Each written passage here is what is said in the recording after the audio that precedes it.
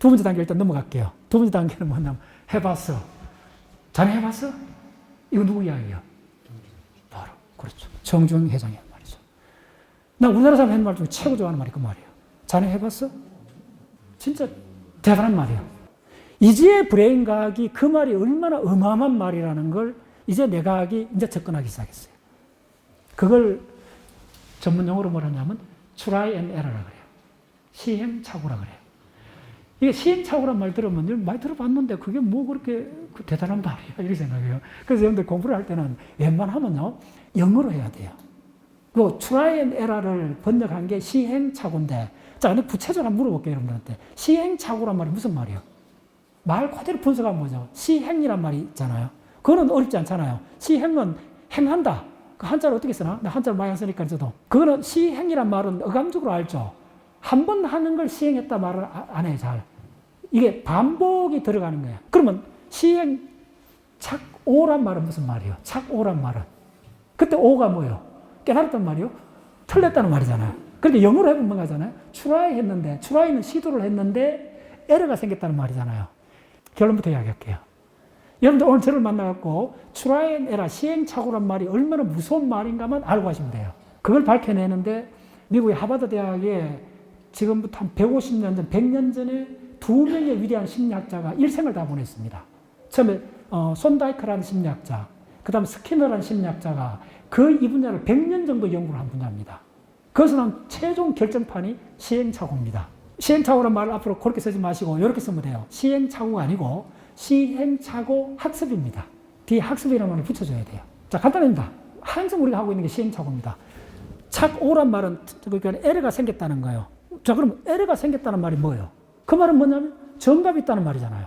아주 간단한 문제입니다. 여러분들 어떤 분야를 공부를 할 때 정답을 그 데피니션을 뒤집어 보면 답이 나와요. 에러를 범했다, 실수를 했다는 말이 뭐예요?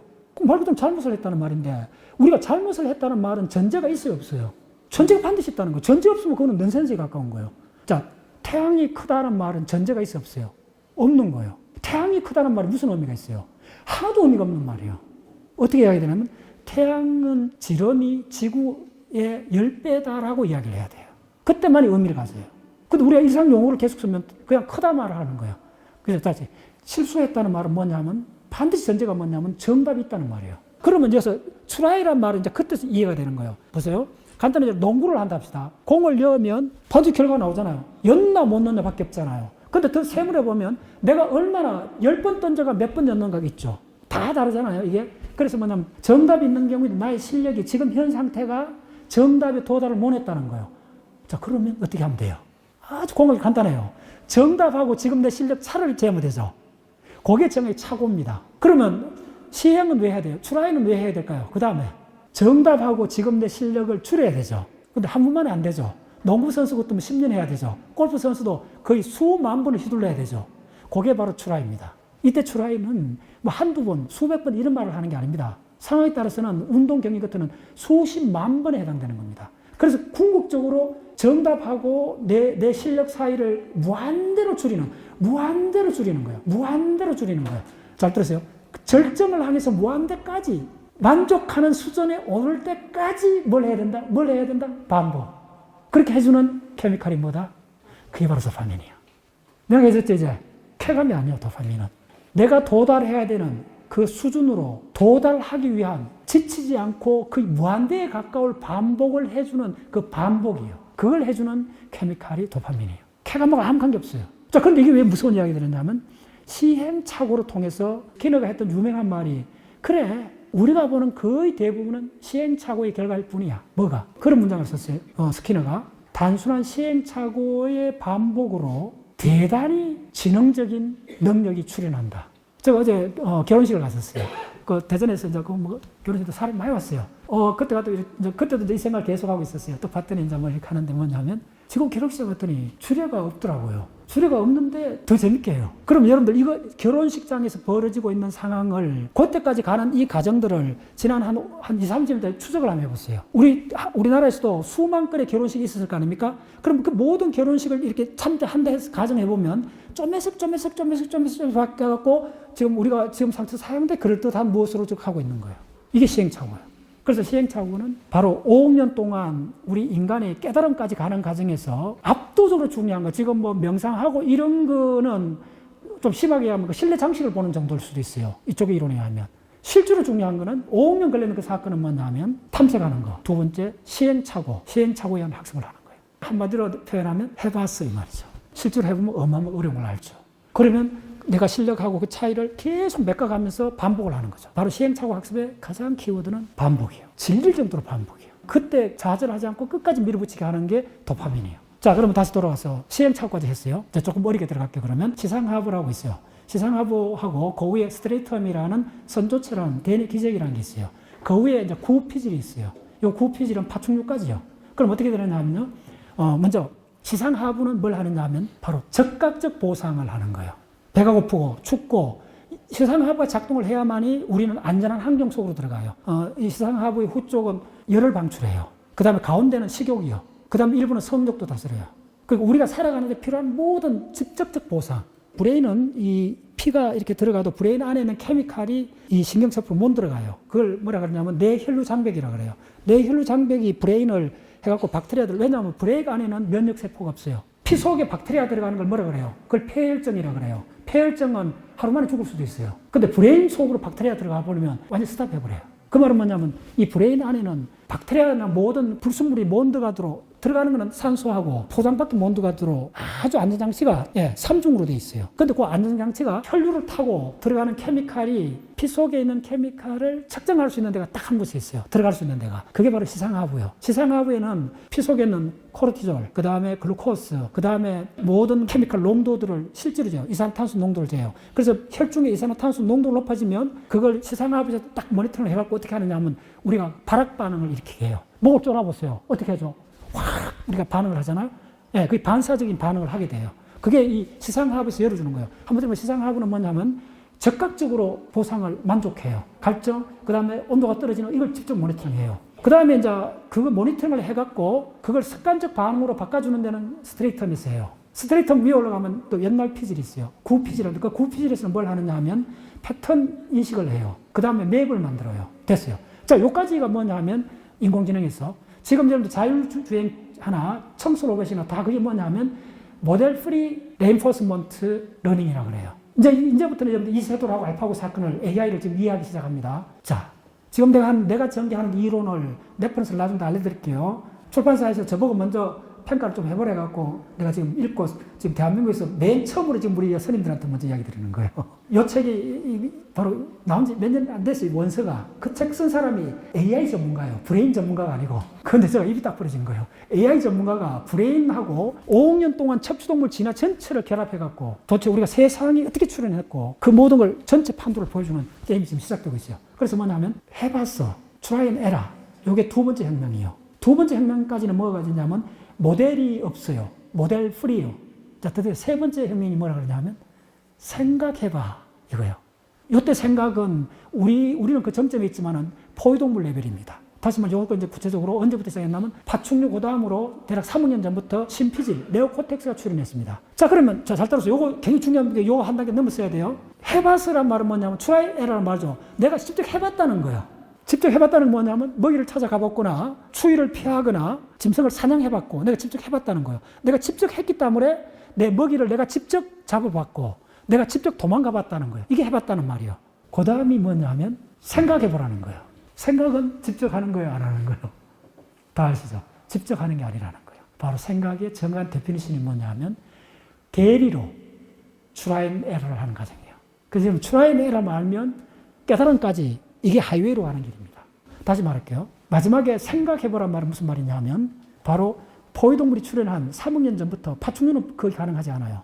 포유동물부터 네오코텍스가 쪼매나게 생겼다가 우리 전체를 뒤덮기 시작한 거예요. 이게 얼마나 펼치면 신문지만 해요. 인간의 브레인의 비밀 중에 처음에는 이제 한 5년, 10년 공부해도 덤덤해요. 이게 뭔지 말 그대로 긴가민가하고 이걸 어떻게 생각해야 되는지 모르는 사건이 하나가 있어요. 브레인을 공부해보면. 그게 뭐냐면 심피질이라는 걸 펼쳐보면 내가 여러분들 브레인이 뭔지 딱 1분 만에 비유를 들어줄게요. 모내기를 가보면 모판이 있잖아요. 모판을 이렇게 갖고 이렇게 이제 그 모내기 차려보면 이렇게 갖고 했잖아요. 물을 쭉 빼잖아요. 그러면 물이 쭉 빠지면 위에 파란 모가 쫙 이렇게 만 그루 있다 하면 밑에 이제 물이 쭉 빠지면 흰 수염이 쭉 나와 있죠. 됐죠? 그러면 그걸 신문지만 하다 생각하죠. 모판에 한 신문지만 하잖아요. 그러면 그걸 그 모판을 얇게 해갖고 그걸 요렇게 공처럼 공을 한번 만들어 보세요. 그러면 이 수염, 그 모에 나온 하얀 수염은 다 공 안으로 들어가겠죠. 그 파란 모가 바깥에 나오겠죠. 됐죠? 그거 이미지가 바로 우리 브레인 이미지입니다. 그러면 그 모가, 모 하나하나가 바로 신경세포라고 하고 그 수염이 바로 축삭입니다. 그게 심피질입니다. 축구공처럼 모판을 축구공처럼 이렇게 말아갖고 축구공을 만들었을 때 안은 전부 다 수염밖에 없잖아요. 그거만 기억하시면 돼요.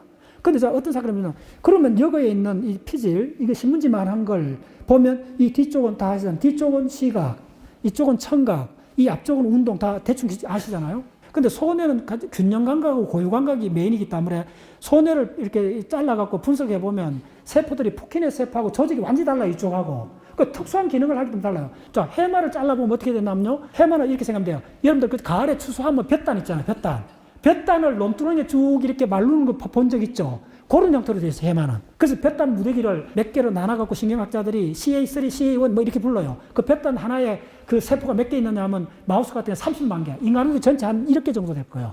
그렇게 볕단을 이렇게 가시현이 모처럼 특별한 형태로 되어 있어요. 그러니까 모르는 사람이 봐도 이거는, 이거 뭐 특별한 기능을 하는구나. 딱 봐요. 손에 딱 보면 푸키네 세포하고 딱 있는 모양이 너무 특이해요. 그러니까, 이건 특별한 일을 하는구나. 금방 알아요. 그런데 가장 큰 대뇌 심피지를 쫙 펼쳐놔 보면 일단 그 모양도 희끄물하고 비슷해. 두께는 1mm밖에 안 돼요. 수염이 길 뿐이지. 근데 그 안에 세포들이 6개 층으로 있어요. 심피질이. 자, 가장 중요한 질문은 뭐냐면 쫙 신문지만하게 펼쳐갖고 그거 이쪽에 한 60%는 시각이요. 이쪽에 한 10%는 청각이요. 요에 한 10%는 촉각이요. 여기 한 30%는 운동이요. 그럼 무슨 말이냐면 요 운동하는 데 있는 세포에 있는 배열하고 시각에 있는 세포 배열이 달라야 되잖아요. 잘 들었어요. 90%는 같아요. 전문가 아니고는 구별이 안 되는 것 같아요. 가요. 구별이 안 된다는 거예요. 여기에서 브레인 과학이 딱 스탑을 해버렸어요. 거의 100년 동안. 이게 도대체 어떻게 해석해야 되는가? 이 안에 들어가면 대뇌 기적이 있고, 뭐, 시상하부가 있고, 다 특이해요. 특히 해마 같은 거는 보면 조직이 딱 보여요. 누가 봐도 그걸 딱 보면 조직만 보면 이거 해마네 알아요. 손에도 알아요. 근데 대뇌 피질은 이 넓은 게, 신문지만한 게 펼쳐나가고, 단면을 잘라고 현미는 다 들어봐도 90% 같아요. 그 다음에 경계가 없어요. 뭐 잡히는 거 있나요? 그래서, 자, 그럼 어떻게 되는 줄 알아요? 거의 같았는 게, 그 모양도 같지만은 세포 레벨에서 봐도 거의 같아요. 그래서 어떤 사건이 벌어지냐면, 맹인은, 태어나면서부터 맹인은 어떻게 되는 줄 알아요? 그러면 시각이 이 정도입니다. 그럼 이 자리를, 이만한 자리를 공속으로 놔두느냐 하면 그 밭을 다른 식물들이 다 점령해버려요. 청각이 있는 세포들이 뿌리를 끝까지 가버려요. 자, 그래서 뭐냐면, 브레인 안에서는 그걸 뭐냐면 신경가소성이라고 그래요. 그러니까 예를 들면 청각이 둔한 사람은 시각이 예민해져요. 들어보셨죠? 그 다음에 시각이 안 보이는 사람들은 촉각 하잖아요. 점자판 이런 사람들은 이 촉각 다리는 쪽이 어마어마하게 커진다고 생각하시면 돼요. 자, 그 말은 뭐죠? 이쪽은 내 땅, 네 땅이 없다는 거예요. 먼저 가서 먼저 깃발 꽂는 팀이 자기가 된다는 거예요. 이게 대원칙입니다. 그걸 다른 말로 신경가소성이라고 그래요. 자, 그러면 이 어마어마한 영역이 시각하고 청각하고 촉각이 있고 기억이 저장되고 거기서 느낌이 생기고 거기서 판단을 하고 거기서 자극기억이 생기고 거기서 의식이 생기는 거예요. 그럼 이거 지무지만은 이 어마어마한 면적에서 어느 기퉁에서 의식이 생기고 어느 기퉁에서 시각이 처리되고 물론 어느 정도는 있어요. 시각은 이쪽에 대략은 있어요. 근데 의식 같은 경우는 어디서 생겼냐? 지금도 논란 중이에요. 자, 그래서 결론이 뭐냐면 지금 그게 모아지는 게 마운트 캐슬이라는 존 홉키스 대학의 그 브레인 과학자가 1990년대에 한 핵을 껐어요. 뭐라 그랬냐면 일단 대뇌 피질은 이 구조가 동일하다. 이걸 이제 명확하게 이제 브레인 첫 번째 원칙으로 만들어줬어요, 사람이. 그 다음에 이제 그게 브레인 대뇌 피질은 조직 구조가 거의 동일한데 왜 이렇게 수십 가지 다른 기능이 나오는가? 이거는 지금까지도 계속 논란이고 있어요. 그래서 지금 브레인 과학은 이 넓은 가장 큰 면적, 우리 인간을 만들어주는 이 거대한 이게 구조가 동일한데 기능이 이렇게 다양하게 나오는 이거에 대한 답을 해야 돼요. 답부터 이야기할게요. 정확하게 그 비유가 100년 전에 비행기를 연구하는 팀이 타임머신을 타고 전부 747을 보고 나서 안에 있는 플라스틱이 어떻고 뭐 식기가 어떻고 뭐 그다음에 뭐 텔레비전을 보고 이런 거 보고 이게 브레인의 본질인 줄 알고 착각했다 그랬잖아요. 브레인의 본질은 뭐였어요? 바로 엔진이잖아요. 됐죠? 그 비유를 잊어버리면 안 돼요. 이제 브레인 과학자도 알게 된 거예요. 이 거대한 우리 브레인에서 가장 거대한 이게 도대체 뭘 하는가? 가장 본질적인 기능이 뭔가? 물론 그게 보거나 듣거나 만지거나 느끼거나 감정을 만들고 언어를 만들고 의식을 만들고 다 하는데 그 개별을 다 설명할 필요 없다는 거예요. 그럼 도대체 거대한 이 피질이 하는 게 뭐냐? 딱 하나라는 거예요. 그게 바로 뭐냐면 예측이에요. 브레인 좀 아는 사람은 그 말을 하면 별로 안 놀라워요. 근데 처음 듣는 사람은 아니 예측이라는 게 그렇게 중요한가? 그럼 예측은 어떻게 만들어지는가? 간단해요. 첫 번째 이쪽에서 하는 게 뭐냐면 시각, 청각, 촉각을 결합을 하잖아요. 바인딩. 그 바인딩을 해서 뭐죠? 내가 만난 한 대상이 출현하죠. 우리가 갖고 있는 어떤 사물도 형태와 색깔과 움직임과 모든 걸 다 갖고 있잖아요. 결합을 해야 된다는 거예요. 그 다음에 자, 두 번째 문제는 뭐냐 하면 이 예측하는 것이 궁극적으로 뭘 예측하느냐 하면 바로 세계를 예측하는 거라는 거예요. 세계를 예측한다는 말이 피부에 안 닿을 거예요. 예를 들어 줄게요. 모든 감각이 세계를 예측하지 않아요. 보여줄게요. 촉각은 어떻게 와요? 접촉이죠. 접촉하지 않으면 오지 않죠. 그러니까 구체적으로 촉각은 직선 같은 거예요. 선형이에요. 됐죠? 근데 냄새는 어떻게 돼요? 냄새는 다르죠. 그럼 냄새는 자 물어볼게요. 꾸린내가 있댔을 때 꾸린내를 만드는 분자가 정해져 있나요? 라고 물으면 장미꽃의 향기가 있댔을 때 장미꽃의 향기를 만드는 특정한 분자가 있느냐 이거예요. 답은 뭐냐면 있기도 하고 아니기도 하는 거예요. 근데 대부분 상황은 어떠냐면 그거에 해당되는 분자 가까운 건 있는데 그렇게 돼 있는 게 아니고 수십 종류의 분자의 집합입니다. 그래서 이쪽에 망막상피가 그 후각상피가 2차원 면을 만들어요. 그래서 이게 후각세포들이 수백 개가 판을 형성하고 있어요. 그래서 이 케미칼에 냄새를 만드는 수백 개의 분자가 올라오면 그게 분포 함수를 만들어요. 그걸 말하는 그걸 패턴이라고 해요. 그래서 드디어 우리 감각이 촉각 같은 접촉, 선형적인 이런 감각에서 후각, 시각, 청각, 반야신경의 정이 나와 있죠. 무안이비설심이, 무색성량 미촉법. 그 다음에 뭐죠? 무한계 내지 무의식계잖아요. 그때 개가 뭡니까? 그게 패턴이에요. 그게 하나의 점이나 하나의 직선이 아니에요. 면적을 나눈다는 말이에요. 자, 다시 한번 반야신경 다시 다 하시잖아요. 반야신경 시제법공상, 불생불멸, 불구부정, 부정불감. 그 다음 뭐죠? 무안이비설심이. 무안이비설심이 설정되고 나니까 뭐죠? 무색성량 미촉법이죠. 그까지는 따른데 경하고 건이 다 없어져 버렸잖아요. 근데 없어지고 나는데 그 다음에 뭘 설정했어요? 무안계, 무색계, 무후계, 무미계 다 해야 돼요. 세는 시간적 개념이고 개는 공간적 개념이잖아요. 드디어 무슨 말이냐 하면 패턴을 만드는 감각이라는 거예요. 그래서 이 기억이 출현이 어떻게 되냐면 후각하고 링크됩니다. 후각은 바로 분위기, 면적을 갖게 된다는 거예요. 그래서 이 브레인을 하는 사람들이 지도란 말을 계속 씁니다. 시각지도, 청각지도, 촉각지도를 만들어내요. 그 지도가 결합하면 뭐죠? 그게 바로 앞에 펼쳐지는 공간이 되는 거예요. 그게 바로 세계의 출현이에요. 그 공간 속에서 바로 후각 같으면 내가 좋아하는 냄새, 시각 같으면 내가 좋아하는 경치, 바로 밸류가 결합이 되어버렸죠. 그 밸류가 결합된 세계가 출현한 그 세계 속에서 내가 운동을 하는 거예요. 행동을 하는 거예요. 자, 그러면 세계가 출현하고 내가 행동한다 해도 가장 중요한 건 뭐가 출현해야 돼요? 바로 내 욕망이 출현해야 돼요. 아까 탐색에 다시 돌아갈게요. 탐색에서도 먼저 뭐죠? 내가 먼저 배가 고파야 되잖아요. 배고프다는 상태가 먼저 존재해야 된다 그랬잖아요. 마찬가지로 내가 행동을 하려 해도 그 배고픈 상태가 먼저 출현해야 되고 그럼 배고픈 상태를 갖고 내가 배고픈에서 먹이를 딱 먹었을 때 내가 먹이를 잡았을 때를 뭐라 그러냐면 그걸 심리학 용어에서 보상이라 그래요. 그래서 이 보상이란 말이 저도 핵심 키워드로 떠오릅니다. 보상은 뭐냐 하면 우리가 하는 모든 건 보상입니다. 스님들이 화두를 잡고 있는 것도 우리 초등학교 1학년 봄 소풍 갔을 때 보물찾기 하던 걸 연장하고 있는 겁니다. 정확히 같습니다. 내각주로 보면. 여러분들 보물찾기를 하고 있는 겁니다. 공간 화두를 잡아갖고 뭘 하십니까? 궁극의 그 세계를 가고 싶은 거잖아요. 그 궁극의 보물을 지금 탐내고 있는 거예요. 그거 우리 초등학교 봄 소풍 때 했던 그거 하나도 다른 길이 아닙니다. 우리가 보물을 찾았을 때 그걸 보상을 획득했다 그래요. 그러면 5학년 동안 지나가면서 우리 생명체한테 준 보상은 딱 3가지밖에 없다는 거예요. 첫 번째 보상이 뭐냐 하면 반사 보상이에요. 어이? 반사가 보상이야? 자, 우리나라 속담에 자라보고 놀란 가슴, 소뚜껑 보고 놀란다 그러잖아요. 그 일종의 보상이에요. 보상이란 말은 2가지를 봐야 돼요. 내가 좋아하는 걸 획득할 때도 보상이고 위험을 또 피하는 것도 보상입니다. 내가 좋아하는 걸 획득을 못했을 때 하는 말이 먼저 그걸 실망이라 그래요. 또 내가 피해야 되는 걸 내가 고통을 받아야 되는 고통을 피할 때 하는 말은 무슨 말인지 알아요? 그걸 후하고 안도라 그래요. 여러분들 안도하고 실망이란 말을 함부로 쓰면 안 돼요. 굉장히 엄밀한 말입니다. 안도했다는 말하고 실망했다는 말은 반드시 그 구체적 맥락이 있습니다. 첫 번째, 그 실망했다는 말은 뭐냐면 내가 얻어야 될 보상을 얻지 못했을 때만 쓰는 말입니다. 그게 실망입니다. 그 다음에 안도는 뭐예요? 고문을 당하고 있다 생각합니다. 근데 고문 그 하는 사람이 문제가 안 나타났다. 그때 내가 뭐죠? 안도를 하는 거죠. 그래서 안도는 내가 위험을 피했을 때만이 쓰는 말입니다. 자, 이게 굉장히 중요한 개념입니다. 그러면 반사 예측, 예측은 뭘 예측하느냐? 딱 하나밖에 없습니다. 여러분들 뭘 예측합니까? 뭘 기대합니까? 깨달음을 기대하는 거죠. 궁극의 그 숨겨진 그걸 찾는 거죠. 초등학생은 뭐죠? 보물을 찾는 거예요. 그밖에 없어요.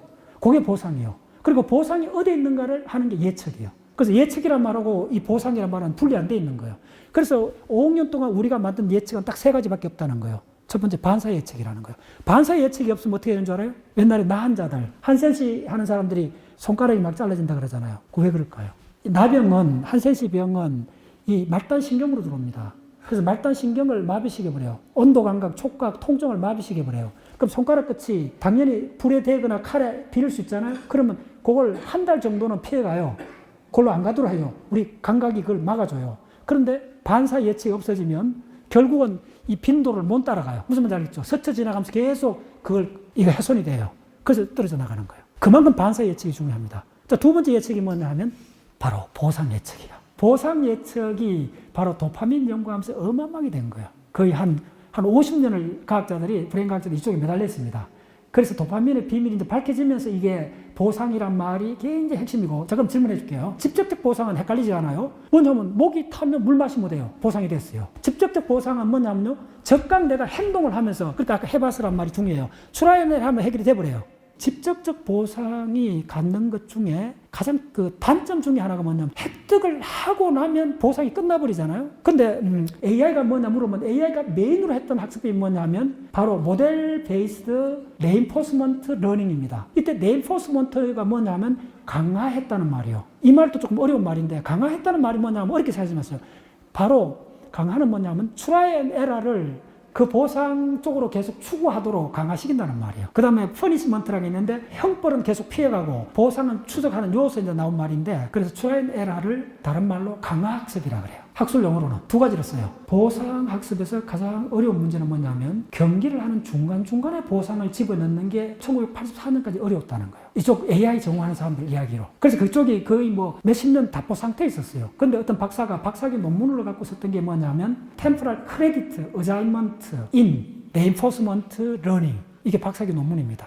6년 동안 이 사람이 연구해갖고 드디어 AI로 가는 거대한 관문을 돌파했어요. 그게 뭐냐 하면 보상을 행위를 하는 중간중간 연속적으로 보상을 줄 수 있는 메커니즘을 찾아낸 거야. 그건 뭐냐 하면 한 사람이 더 필요하다는 거예요. 그래서 그걸 말하면 액터, 내가 행위하는 바둑두는 사람이 있고 바둑두는 나를 지켜보는 비평가가 있어야 된다는 거예요. 그걸 크리에이터라 그래요. 액터하고 크리에이터 두 사람이 있으면 내가 바둑을 한 수를 두면 알고리즘이 소프트웨어가 쫙 돌아갔고 요 수가 요 대국에서 이길 확률을 비교를 해갖고 요렇게 두면 성률이 70%다. 성률이 40%를 순간적으로 알려준다는 거예요.